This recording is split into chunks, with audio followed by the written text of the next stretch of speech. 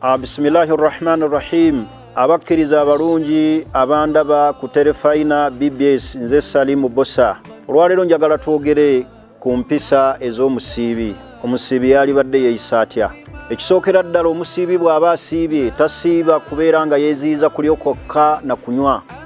Wabula omusiibi yeeziyiza ebintu bingi n'akuuma amatu ge okubeera nga tagawuliza bintu bya haramu omuli okugeya, omuli okuvuma, n'abeera nga tawuliriza musiki, n'abeera nga talaba firimu zirimu kwesitaza, ebikola byonna ebya haramu beera nga obyewala, ebiyungo byo bisiibe nga bw'osiibye okubeera nga tolya nga tonywa, n'ebiyungo byo byonna bibeere nga bisiiba.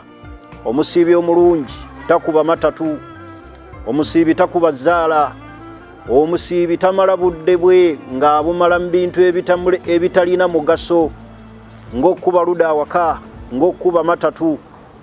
Kyava Allah yagamba nti walladhina hum anil lagwi mu'ridun. Abakkiriza abalungi abasiibye Allah be yakoola n'obukkiriza ebintu byonna ebitalina mugaso mu'ridun, babikuba mabega, tebabyettanira kubeera nga babibeeramu.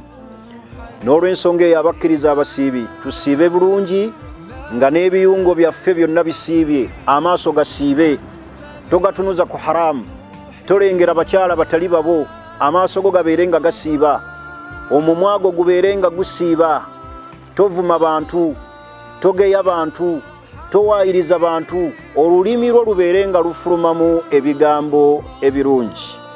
Wassalamu alaikum wa rahmatullahi wa barakatuhu.